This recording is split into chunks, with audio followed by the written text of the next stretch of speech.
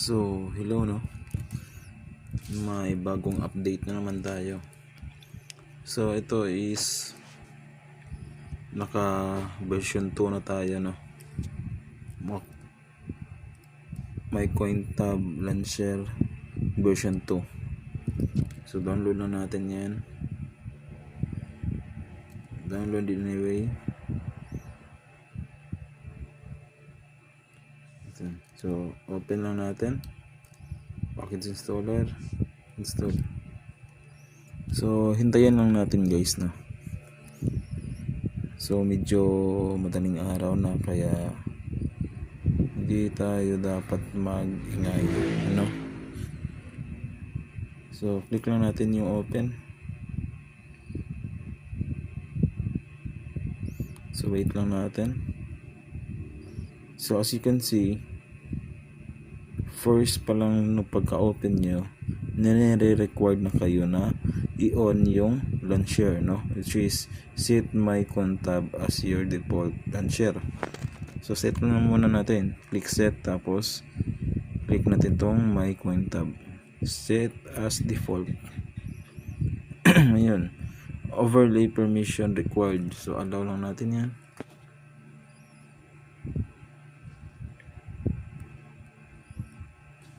Ito. Naka-allow na. So, ngayon, sabi niya, accessibility required. No? So, as you can see, naka-off pa yan, no? Naka-off, provided. Naka-off. So, ang gagawin natin, punta mo tayo sa settings. Tapos, my CoinTab. Punta mo tayo sa apps. Manage apps natin. Tapos search nyo tayo my CoinTab. So mapupunta na tayo sa app information. So sa app information po, ano lang natin to. Ganyan, off lang natin, tapos i-allow lang natin yung allow restricted settings. Pagkatapos dito sa battery saver, no restrictions lang natin.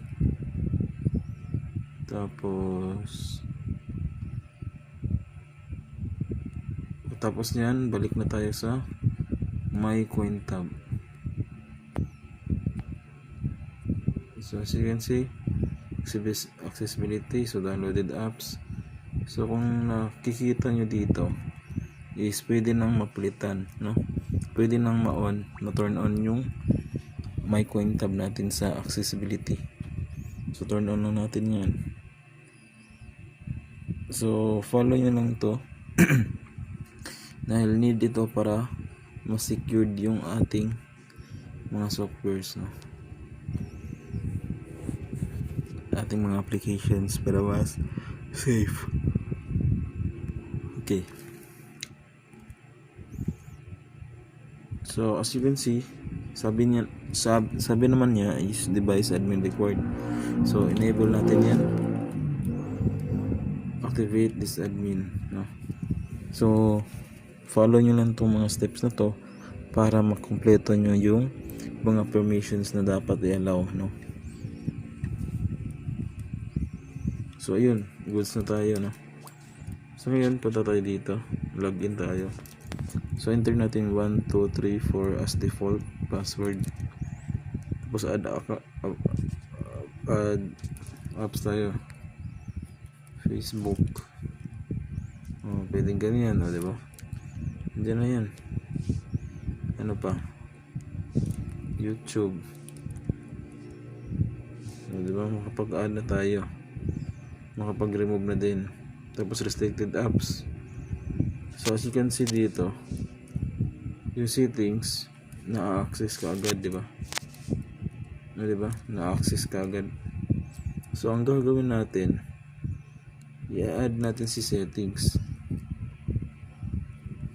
Since nandyan yung mga permission, so dapat naka-restricted yan para hindi magalaw ng mga customer or ng mga bata. So for example, open natin yung settings. So as you can see, binabalik lang tayo niya sa launcher. Tapos kung dito naman, di ba?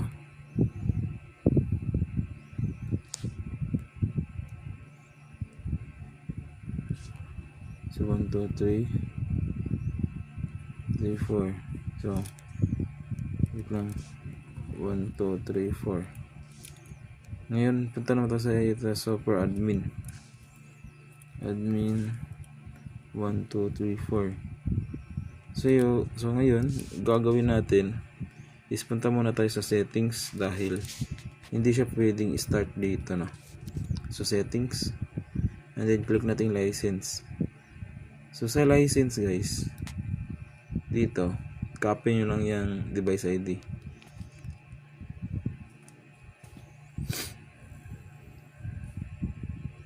So pagkatapos mag-copy ng device ID, paste nyo lang yan, no? I-paste nyo lang yung device ID. So wait lang, mag-generate muna ako ng license ID, no? License key. So bali nakapag-generate na ako, no? So punta na tayo sa super admin natin. Login ulit tayo. 1 2 3 4, login, settings, license. So paste lang natin yung license key.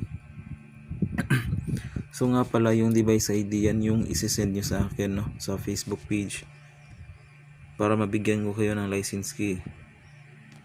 So ayun lang. So as you can see, license verified na. So start service natin, no? So as you can see dito sa itaas, meron tayong time, di ba? Napaka cute. May time tayo dyan. So ngayon, log out na natin. So pwede na natin siyang paglaruan, no? For example, YouTube. Paano nga ba?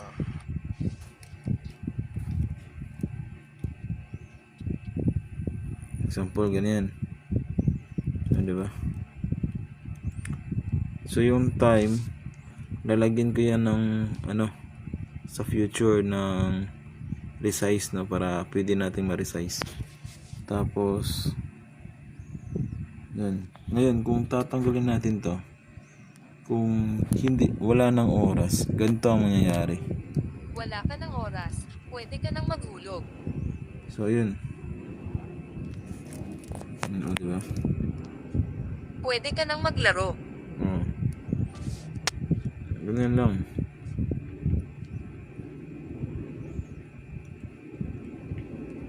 Tapos ganun pa rin yung settings, hindi pa rin yan gagana, no, diba? Kahit anong gawin natin dyan, hindi pa rin yan gagana. Tapos guys, itong timer pwede natin yang tanggalin. So punta tayo sa login. 1 2 3 4. Pagkatapos nyan is punta tayo sa super admin. Admin 1 2 3 4, settings, tapos advanced features. So dito, andito yung default launcher, pwede natin i-off yan, at yung timer. So timer off natin. So as you can see, meron pa rin yung timer, diba? Ngayon ang gagawin natin, back muna tayo. So kapag isa-stop natin to, normally mawawala talaga yung time. Tapos kapag start natin, kung nakikita nyo, wala na yung time, di ba? Dahil doon sa naggalaw na natin siya. Dito, naka-off na. So ngayon, ang problema dito, paano natin i-exit, di ba? Paano natin maipababalik yung dating launcher? So ang gagawin natin, login ulit tayo. 1 2 3 4, and then punta tayo sa super admin.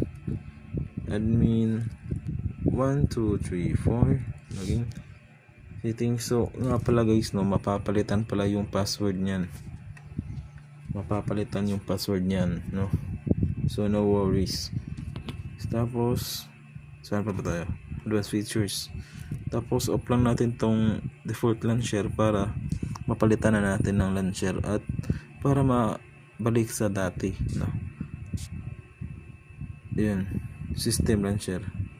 So yun, as you can see, okay na siya. O, diba? So yun lang. Salamat sa pananood. So dagdag ko lang guys, no?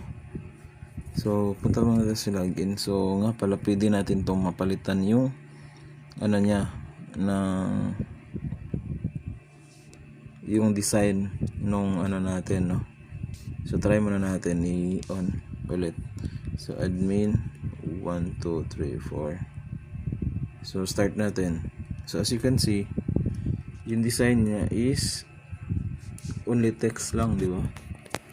Tapos dito Pwede only ka text nang na din. maglaro. So only text lang siya. So stop muna natin. Stop. Punta tayo sa settings, coin tab setup. So dito sa coin tab setup, pwede natin mapalitan yung title, which is insert coins, maghulog ng barya. So pwede natin mapalitan yan. Dito naman sa ibaba is pwede din, no? Example, like pindutin dito, di ba? Pindutin dito, tapos dito kay hulog naman ng barya, kaibigan, piso top. Save lang natin yan, tapos save din dito. So start service natin. 1 2 3 4 login. So as you can see, di ba? Pindutin dito is napalitan na yung click here to continue, di ba? Ganon, napalitan na. Tapos kung Wala ka ng oras, pwede ka nang maghulog. o, di ba? Hulog naman ng barya, kaibigan, peso tab. O, di ba? Pwede natin Pwede ka nang mapalitan. maglaro. Tapos pwede din gawin nating image, no? Pwede natin siyang gawing image. So select lang tayo ng image dyan, like ito, background, save. Tapos dito sa inserted coin, save din tayo. So try natin. Wala ka ng oras, pwede ka nang maghulog. So as you can see, hindi siya gumana, no? So may maraming factors para dyan kung bakit. Pwede ka nang maglaro. Una is yung permissions ng file manager niya, no? Ay, i-exit.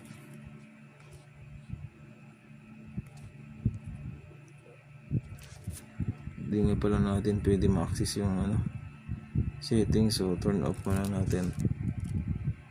Sections, settings, save.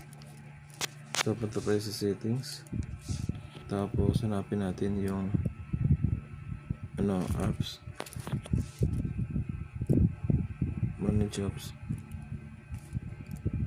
Tapos search natin my coin tab. Tapos dito tayo sa permissions.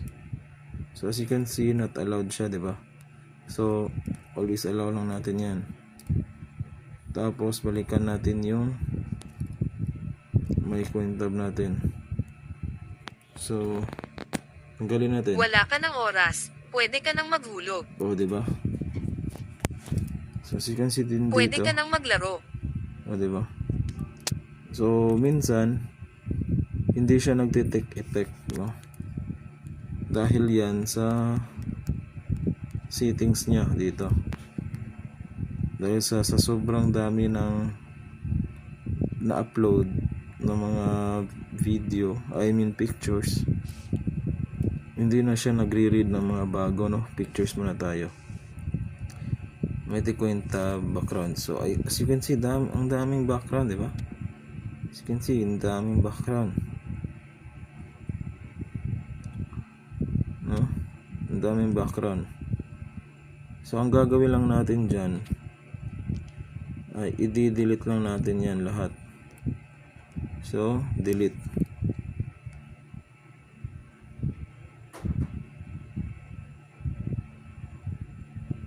So kapag na-delete na, pwede na ulit tayo mag-customize. I-set na muna natin yan, no?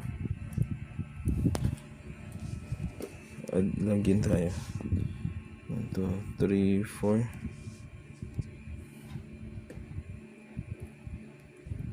Super admin 1, 2, 3, 4. Stop muna natin, tapos punta tayo sa tab setup. So as you can see, kahit na deleted na yun, may bagong app na nadagdag, di ba? Pero ngayon pwede na natin yung i-override.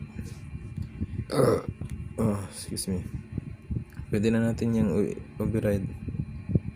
Wait lang.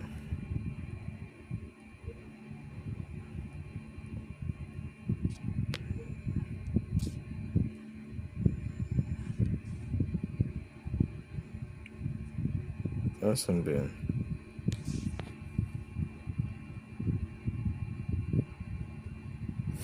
For example na lang, no, ganito yung gagamitin nating design. Ito yung design ng off background, no. Tapos yung on background is ito naman. Save. So as you can see, kapag tinanggal natin, ay hindi pa pala start service muna natin.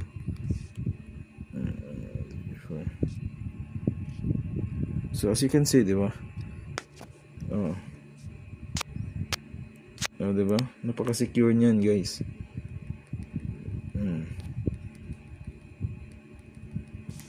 But anong gawin natin dyan? Wala yan. Ngayon, kung nakasaksak naman, Pwede ka nang maglaro. di ba? Ulitin natin. Wala ka ng oras. Pwede ka nang maghulog. Di ba? Pwede ka nang maglaro. Tapos, pwede din natin yung palitan ng voice speaking, di ba? So, ganyan gaganda yung application natin, guys. So, ano pang pinaghihintay nyo? Bili na kayo.